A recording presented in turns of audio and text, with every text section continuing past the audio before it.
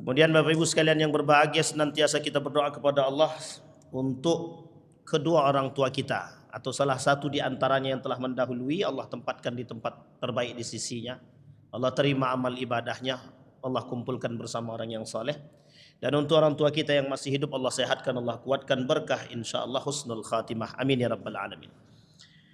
Baik, malam hari ini Bapak Ibu sekalian yang berbahagia, kita lanjutkan kajian kita tentang dinamika atau problematika umat yang terjadi di akhir-akhir ini. Banyak sekali hal-hal yang memang harus kita sikapi dari apa yang terjadi, yang kita temukan akhir-akhir ini. Di dalam satu hadis baginda Nabi Muhammad sallallahu alaihi wasallam, kata baginda Nabi Muhammad sallallahu alaihi wasallam, la tahmilil ilma an ahlil bid'ah wa la tahmilhu amman la tu'raf bit talab wa la amman yakdzib fi haditsin nasi wa in kana la yakdzib fi haditsi Rasulillah sallallahu alaihi wasallam. Wa qala Ibnu Sirin, hadzal ilmu dinun fanzuru amman ta'khuduna dinakum. Kemudian berkata Ad-Dailami an Ibnu Umar radhiyallahu anhuma marfu'an ila Nabi sallallahu alaihi wasallam, al-ilmu dinun was-salatu dinun fanzuru amman ta'khuduna hadzal ilma wa kaifa tasulluna aw tusalluna hadhihi as-salata fa innakum tas'aluna yaumal qiyamah. Di dalam hadis yang lain baginda Nabi Muhammad sallallahu alaihi wasallam, innallaha la yanzi'ul ilma intiza'an yantazi'uhu walakin yantazi'ul ilma biqabdil ulama. Baik Bapak Ibu sekalian yang berbahagia, kita mulai dari kalimat yang terakhir, hadis terakhir. Kata baginda Nabi Muhammad sallallahu alaihi wasallam, kata Nabi, ilmu itu akan hilang. Allah innama aradallah an yantazi'al ilma, ketika Allah menginginkan mencabut ilmu itu, Allah tidak mencabut ilmu itu kecuali dengan beberapa hal. Salah satu di antaranya adalah biqabdil ulama. Allah mencabut ilmu dengan mencabut para alim ulama. Biqabdil ulama. Pertanyaannya adalah, mengapa Allah mencabut ilmu? Sehingga apa yang terjadi ketika ilmu yang dicabut?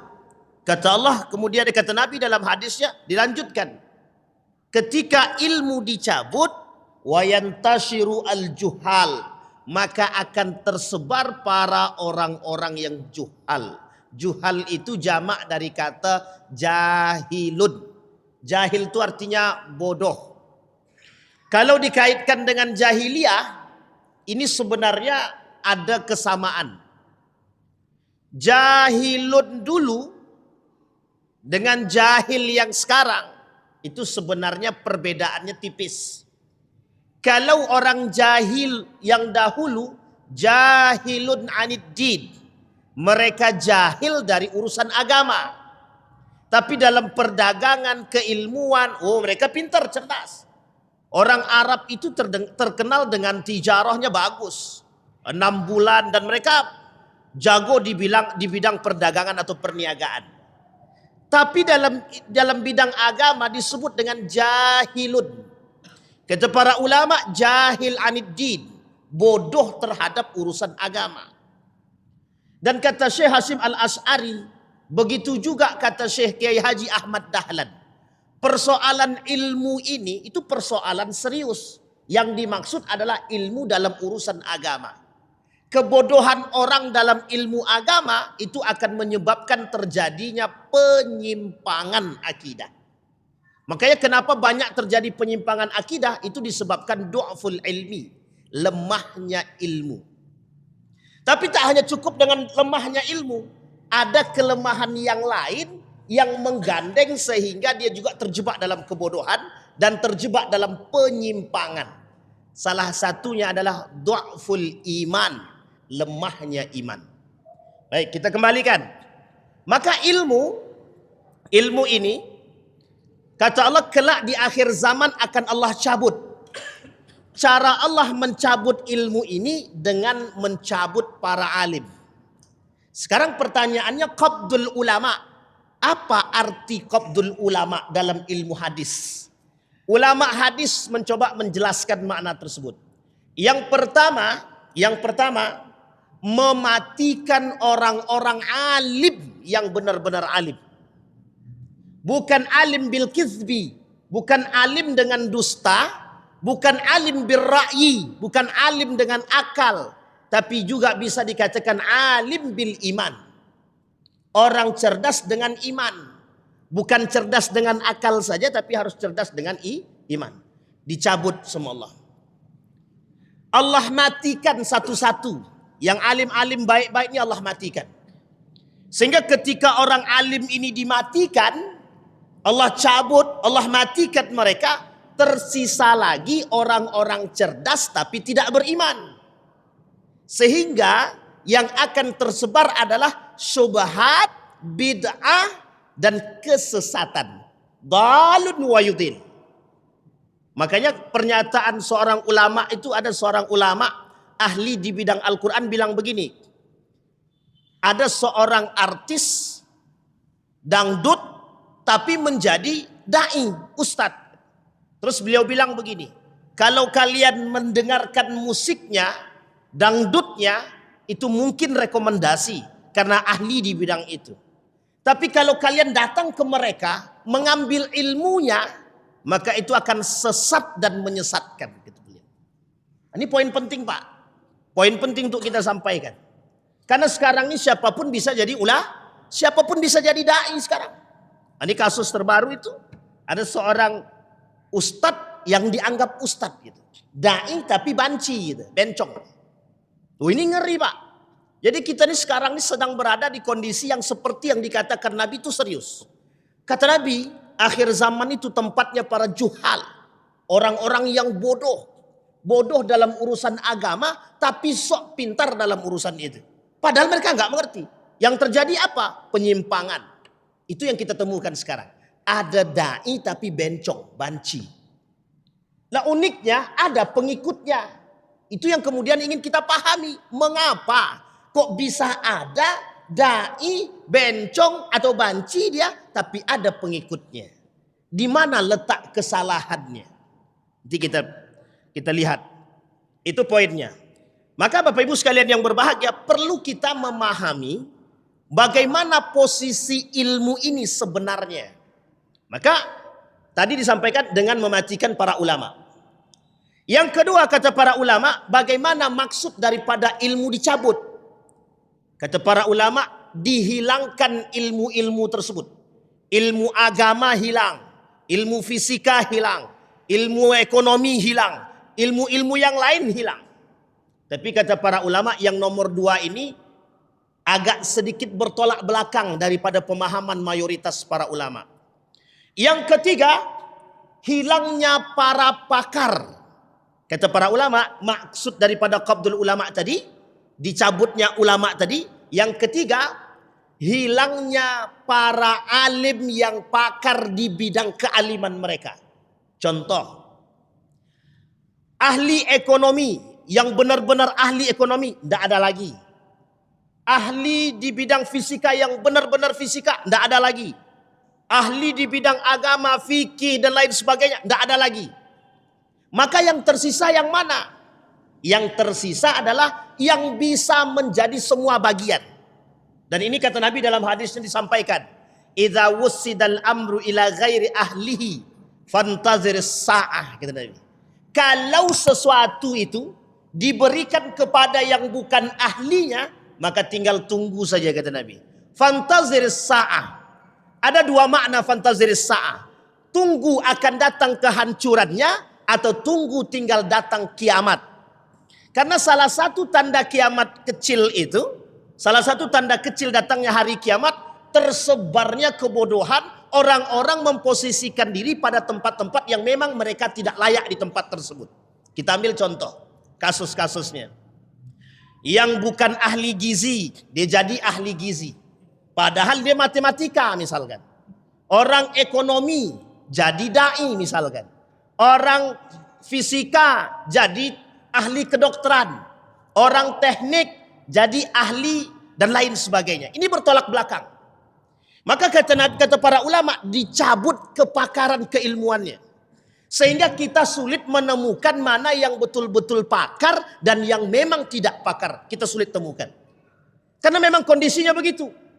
Maka sekarang keadaan itu hampir menjadi sebuah kenyataan. Hampir sulit kita temukan orang-orang yang pakar di bidangnya dengan kejujuran dan keimanan. Tapi kalau cuma pakar lisan saja banyak. Pakar lisan banyak. Cuma pakar dengan iman dan kejujuran ini yang sangat sedikit kita temukan. Terutama di Riau. Sulit kita temukan para dai, para ulama yang alim itu yang memang alim dengan lisan mereka serta iman mereka dan kejujurannya serta sikap. Itu yang kita butuhkan. Baik, biqabdil ulama. Maka kata Allah dengan cara 3 hal tadi, kata para ulama dengan 3 hal tadi. Mematikan para ulama, kemudian menghilangkan ilmu-ilmu tersebut, yang ketiga mencabut para orang-orang yang pakar di bidang keilmuan tersebut. Nah, Bapak Ibu sekalian yang berbahagia, kemudian dikatakan oleh Nabi biqabdil ulama, dengan cara mencabut para ulama. Kemudian apa yang terjadi? Biintishari al-juhal, kemudian tersebarlah kebodohan. Imam Al-Ghazali mendefinisikan bodoh tersebut. Tidak hanya Imam Al-Ghazali, beberapa para ulama-ulama yang lain, termasuk Hasan Al-Basri dan beberapa para ulama termasuk Syekh Abdul Razak Al-Badar misalkan, mengartikan yang disebut dengan juhal, jahil. Bodoh itu apa? Satu, orang yang benar-benar tidak mengerti. Itu diartikan bodoh. Yang kedua, orang yang pura-pura pintar. Dia bodoh tidak, tapi dia tak ngerti kalau diri dia itu bodoh, tapi pura-pura pintar dia. Yang ketiga, ada orang yang bodoh tidak mengerti kalau dia bodoh. Ini parah juga ini. Yang paling berbahaya adalah sudah dia bodoh tapi dia pura-pura pintar. Yang menyebabkan masalah kelak adalah orang-orang seperti ini. Sehingga dengan kebodohannya yang mengaku pura-pura pintar, bisa membuat lisan dia menyentrum orang-orang. Bisa mempengaruhi orang-orang. Sehingga lisan dia bisa mempengaruhi orang-orang sehingga terjebak dalam satu kesesatan, syubhat, bid'ah, dan keharaman. Kita ambil contoh kasus. Kasusnya adalah contoh yang tadi kita sampaikan. Buti misalkan. Ada dai tapi banci, bencong. Itu pertanyaannya adalah pintarkah dia? Cerdaskah dia? Kita nggak tahu. Tapi yang jelas kita hari ini dibuat bodoh dengan kondisi yang bodoh. Artinya apa? Artinya kita dibuat menjadi orang yang bodoh dengan kondisi kita. Contoh, pertanyaan kita sederhana. Apa hukum laki-laki menyerupai perempuan? Itu jelas hukumnya dalam hadis Nabi. La'anallahu syabbahar rijal bin nisa' wan nisa' bir rijal. Allah melaknat laki-laki menyerupai perempuan, perempuan menyerupai laki-laki. Itu jelas Pak, hukumnya jelas. Lah kok datang orang menjadi dai, dia menyerupai perempuan. Laki-laki menyerupai perempuan, tapi menjadi dai. Apa yang diminta dari kita? Satu, menormalkan perbuatan-perbuatan yang melanggar syariat itu. Apa kata para ulama yang dinukil daripada syarah Al-Arba'in An-Nawawi? Man ahdatsa hadasan au awa muhditsan fa alaihi laknatullah. Barang siapa yang mencoba membuat sesuatu yang tidak pernah kami buat, maka mereka akan mendapatkan laknatullah. Kemudian dilanjut para ulama, wa dakhala fil hadis al-uqud al-fasidah wal hukmu ma'al jahli wal jur wa nahwa dzalika yuwafiqu syar'i la yuwafiqu syar'i. Kita tahu dia pelaku perbuatan kita tahu dia melakukan perbuatan yang dilaknat oleh Allah, tapi kemudian dia menjadi dai. kita menerima keberadaan mereka, berarti tandanya kita sedang mengaminkan perbuatan yang melanggar syariat. Perlu dipahami, tidak ada urusan keharaman menghalalkan. Mohon maaf, tidak ada urusan yang haram dihalalkan, itu tidak ada. Jadi jangan sampai kita dengan perbuatan-perbuatan yang tercela, bid'ah, subhat, kita aminkan. Ini poin penting dan tegas bagi para pemimpin dan pemerintah untuk kembali melihat begitu banyak persoalan aliran sesat yang tersebar dan bid'ah-bid'ah yang bisa kita temukan. Uniknya yang melakukan perbuatan tersebut Muslim. Kalau dulu jahiliyah perbedaannya jelas. Mereka tidak masuk ke dalam Islam, mereka kafir, tidak mengerti Allah, tidak mengenal Rasulullah. Mereka berbuat, itu jelas. Sekarang yang melakukan adalah Muslim. Maka kata para ulama, la yuwafiqus syar'i. Perbuatan itu tidak sama sekali bisa diaminkan oleh syariat. Dia bertolak belakang. Maka kalau kita ikut mendengarkan perbuatan atau kajian seorang dai yang banci dan bencong tersebut, tanpa mengambil poin atau memberikan nasihat, kita bagian daripada perbuatan tersebut. Allah melarang, Pak. Allah melarang setiap orang di antara kita yang mengaku beriman untuk mengikuti kajian-kajian ahlul bid'ah, kajian ahlul musyrikin. Nabi kata dalam hadis dia, kata Nabi, kelak di akhir zaman akan datang satu masa, kata Nabi, di mana umat-umatku mereka akan mengikuti kemusyrikinan. Umat muslim mengikuti kemusyrikan. Musyrik itu bagaimana? Musyrik itu dia muslim, percaya pada Allah, tapi percaya juga pada yang lain. Kalau dulu kita lihat, mana kafir, jelas. Kafir itu terbagi 3 setidaknya dalam Al-Quran. 1 Yahudi, Nasrani, kafir Quraisy. Sisanya musyrik semua. Yang ketiga, Muslim. Nah, kita bagian daripada orang Muslim. Tapi uniknya ada umat Muslim yang satu sisi dia juga menyembah patung, main sesajenan. Oh, ini penting untuk kita sampaikan. Sesajenan jalan, sholat jalan. Sesajenan jalan, khutbah Jumat jalan. Loh, ini nggak bisa, bertolak belakang. Yang seperti ini. Nah, ini yang nggak bisa kita terima. Makanya kenapa salah satu program yang paling selalu disampaikan oleh Muhammadiyah itu adalah bid'ah, tahayul, khurafat. Karena memang pencampuradaan agama, kalau bahasa lainnya sinkritisme, itu kental pada masanya. Sampai Syekh Hashim Al-Asy'ari menuliskan dalam kitabnya Risalah Ahlus Sunnah wal Jamaah itu, awalu ibtidai, kata dia, awal mula terjadinya yang disebut dengan bid'ah itu fi ardi Jawa, di Jawa, kata beliau. Dan beliau sampaikan.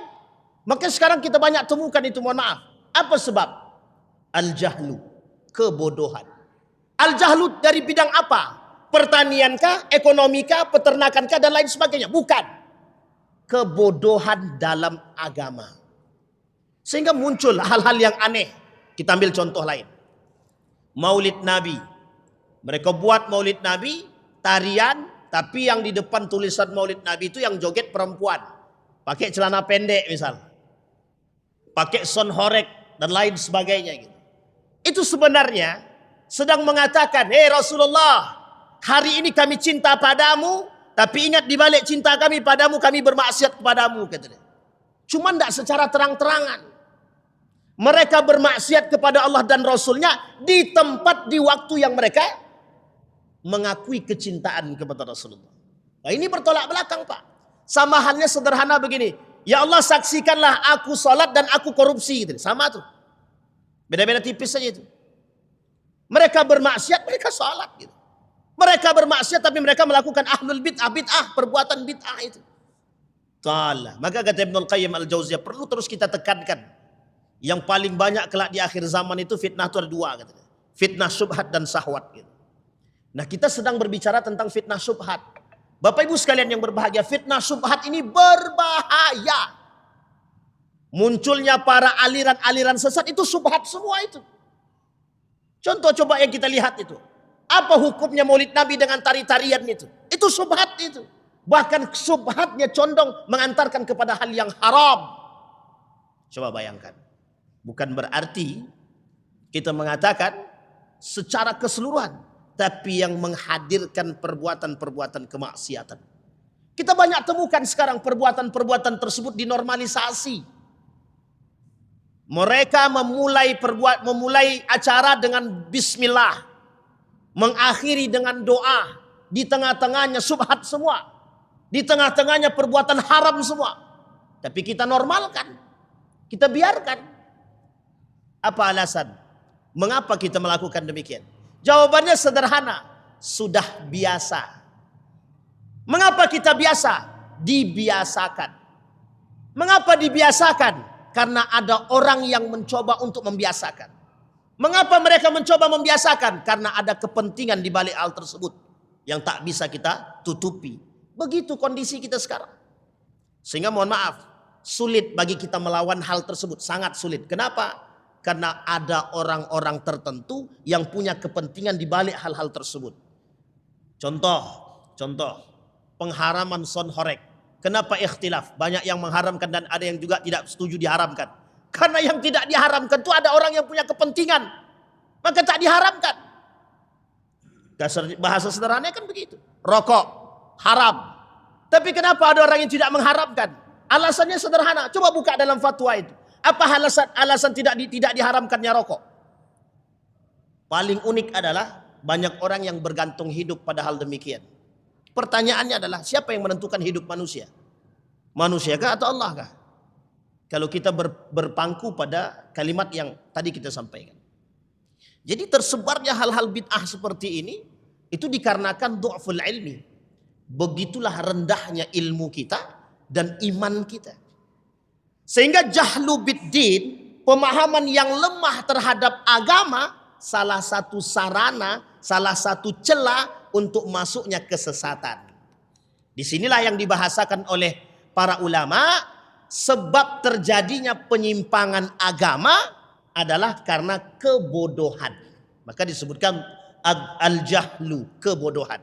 Bodoh dalam urusan apa? Bodoh dalam urusan agama. Itu yang pertama. Yang kedua, terjadinya penyimpangan dalam urusan agama. Seperti yang tadi kita contohkan. Dan banyak hal Pak, banyak hal. Orang yang mencampur adukkan agama dengan kemaksiatan itu banyak sekarang. Kita temukan, setiap hari kita temukan ada orang-orang yang mencampur adukkan agama dengan kemaksiatan. Itu sebenarnya bid'ah itu. Sesat itu. Apalagi kalau mereka katakan ini tidak sesat. Ini boleh-boleh saja katanya. Nah, itu tugas kita Pak. Meluruskan yang bengkok ini. Kata Dr. Mawardi Muhammad Saleh, katakan yang benar sekalipun kau menjadi musuh bagi mereka katanya. Nah, yang kita tak mau itu kadang-kadang. Kita tak mau menyampaikan kebenaran takut banyak musuh.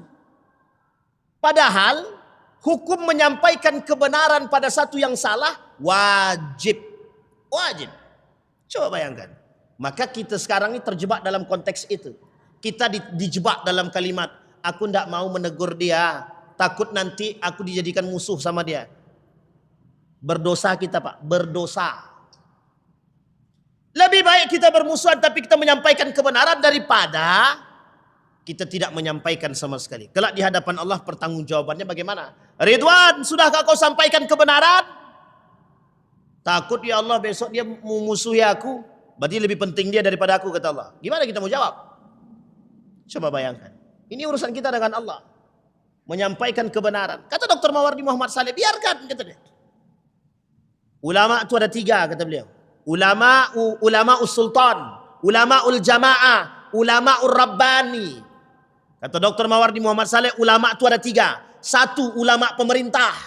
Yang kedua, ulama jamaah yang mengikuti apa kata jamaah. Yang ketiga, ulama rabbani yang mengatakan kebenaran mesti tidak disukai, kata dia.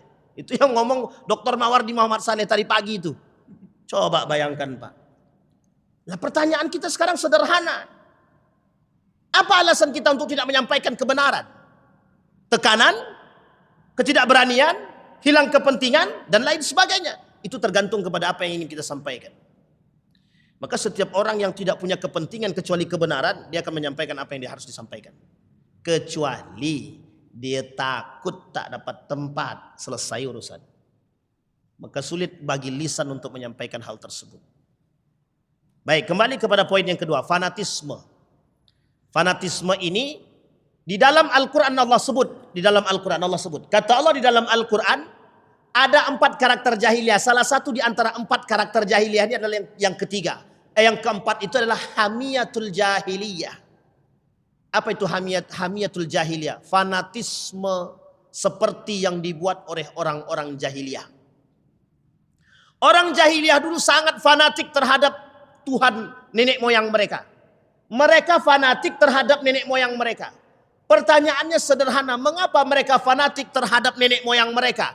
Karena dalam kegiatan aktivitas hari-hari mereka ada kepentingan yang tidak boleh diganggu. Tak boleh diganggu. Kita ambil contoh. Ketika baginda Nabi Muhammad SAW datang dengan urusan syariat, orang-orang kafir Quraisy menolak. Orang-orang musyrik menolak. Kenapa? Karena Nabi membuang yang disebut dengan perbudakan. Nabi tolak semua yang sifatnya ribawi. Nabi tolak yang sifatnya perzinahan. Nabi tolak yang sifatnya khamar, judi. Nabi tolak semua. Padahal dari sinilah kebiasaan mereka dan tradisi mereka. Kami bisa dapat kawan, bisa saling sharing dengan adanya judi, dengan adanya khamar, biduan dan lain sebagainya. Tradisi. Sehingga mereka tidak mau meninggalkan tradisi nenek moyang mereka. Maka mereka katakan, bukan tidak mau mengakui kebenaran Islam. Hanya saja tidak mau meninggalkan kebiasaan yang pernah mereka lakukan. Kalau sempat ditinggal, habis. Kalau orang kaya, kekayaan kita kok disamakan dengan orang miskin. Orang miskin duduk bareng dengan orang kaya. Ini malu Pak, malu. Kalau ada manusia sekarang seperti itu, dia sedang mengikuti tradisi jahiliyah itu. Orang kaya tak mau duduk dengan orang tak mampu, berarti sekarang itu tradisinya jahiliyah itu. Malu dia. Karena dulu begitu. Dulu kalau bahasanya Ihsanuddin Nursi itu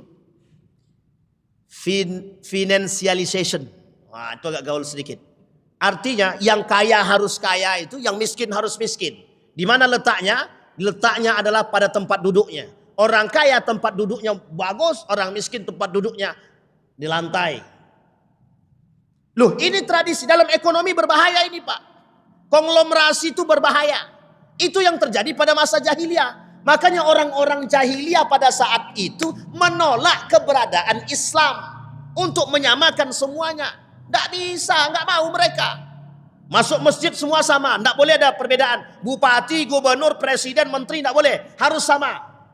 Mau orang biasa, mau menteri sama. Mereka tidak mau. Menteri harus tempatnya lebih. Kita lihat di luar masjid, dalam keadaan acara.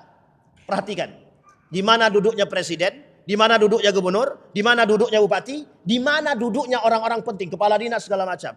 Belakang kursi itu punya siapa? Kursi sofa untuk orang penting, kursi biasa untuk siapa?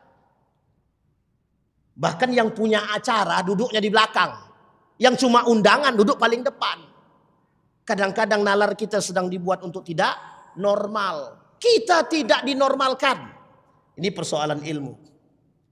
Makanya kalau ilmu, kata Profesor Dr. Hamid Fahmi Zarkasi, Dr. Adian Husaini, kalau ilmu tidak dibarengi dengan iman, justru ilmu tidak akan menghasilkan akhlak yang mulia. Tidak akan. Ilmu kalau tidak dibarengi dengan iman tidak akan menghasilkan akhlak mulia. Tidak. Itu bahayanya Pak. Makanya ilmu, orang pinter banyak tapi banyak yang tak berakhlak juga banyak. Nah kita pengennya orang berilmu juga berakhlak.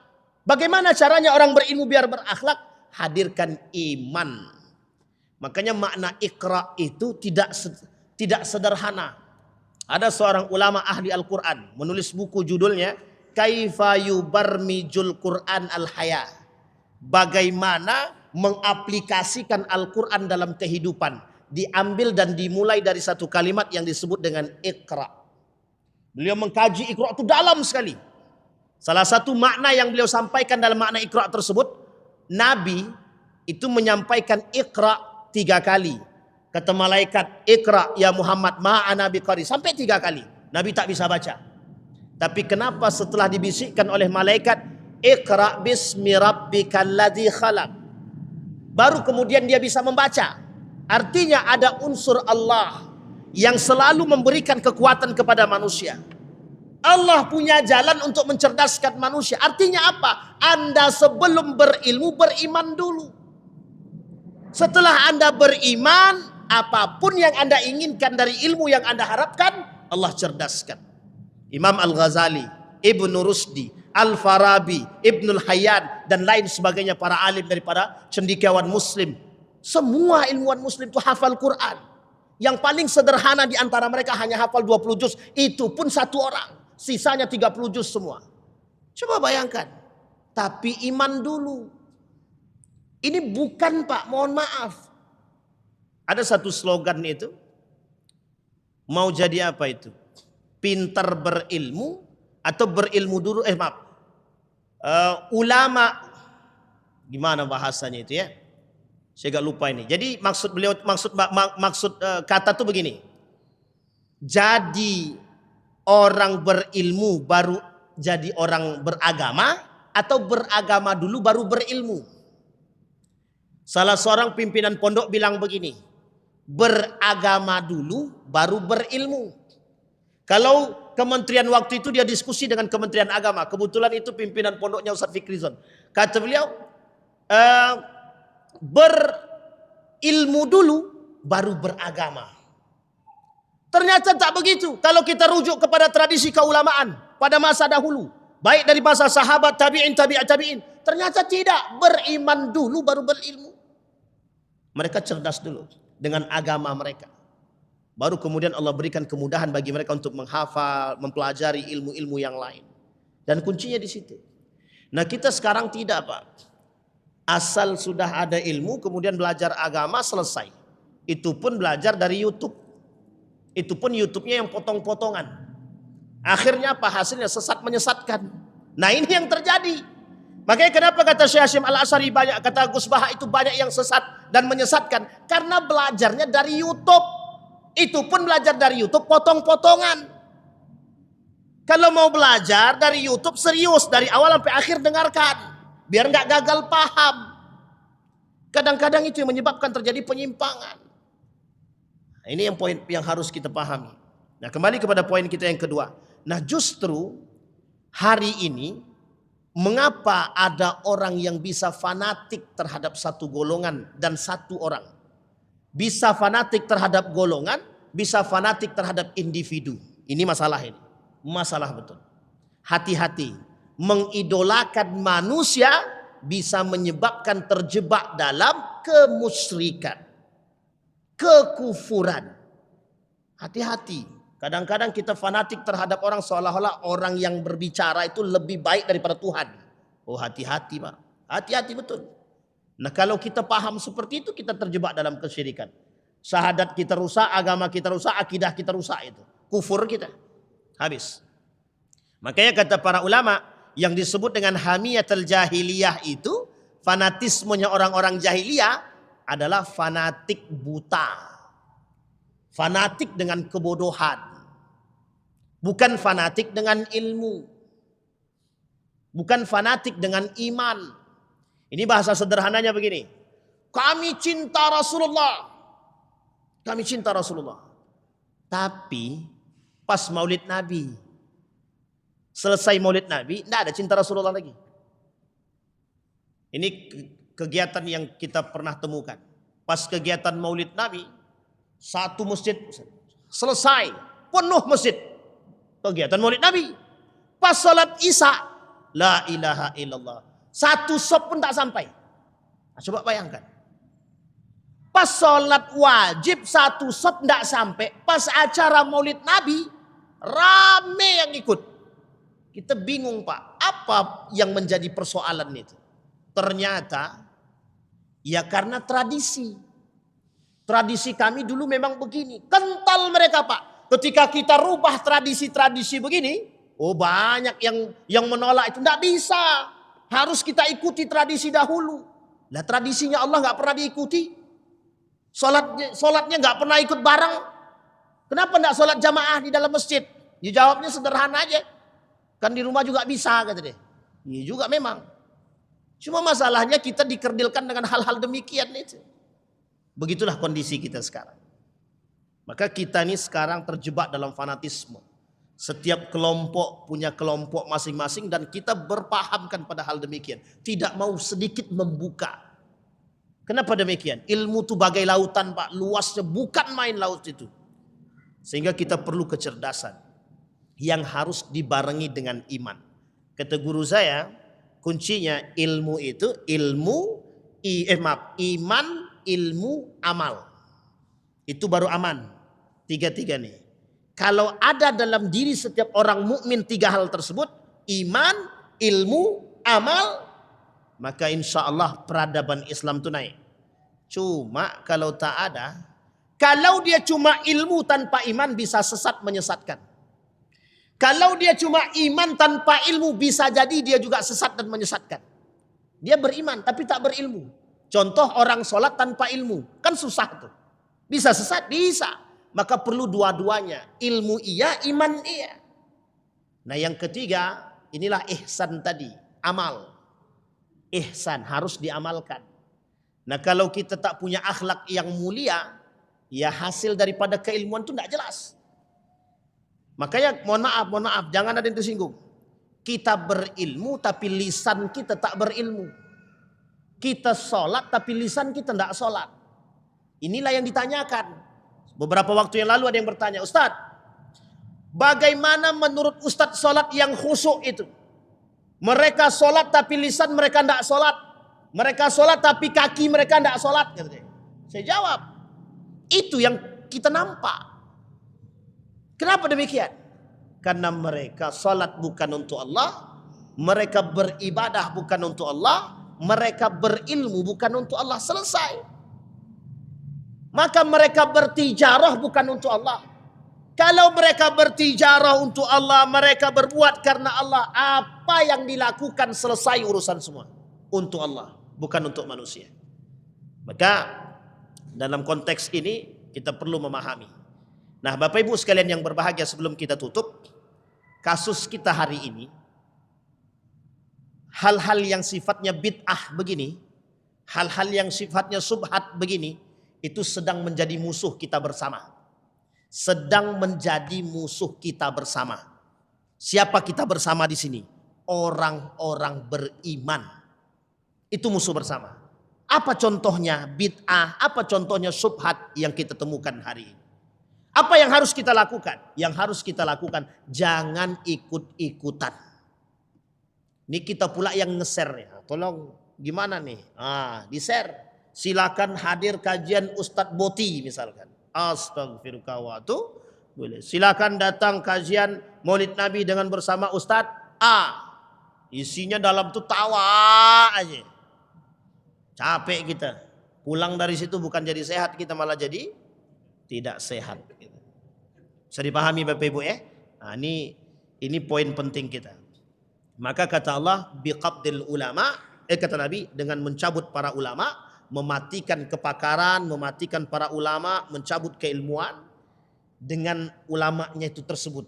Sehingga kita hari ini sulit menemukan para alim yang benar-benar alim, baik itu alim keilmuan mereka dengan keimanan, begitu juga dengan perilaku dan perbuatan. Nah itu yang kita butuhkan hari ini. Sama-sama kita harus menghadirkan generasi-generasi yang memang takut dengan Allah. Banyak da'i tapi tak takut sama Allah, tapi takut sama manusia. Yang kita khawatirkan justru akan mengantarkan kita kepada neraka jahanam, sesat dan menyesatkan.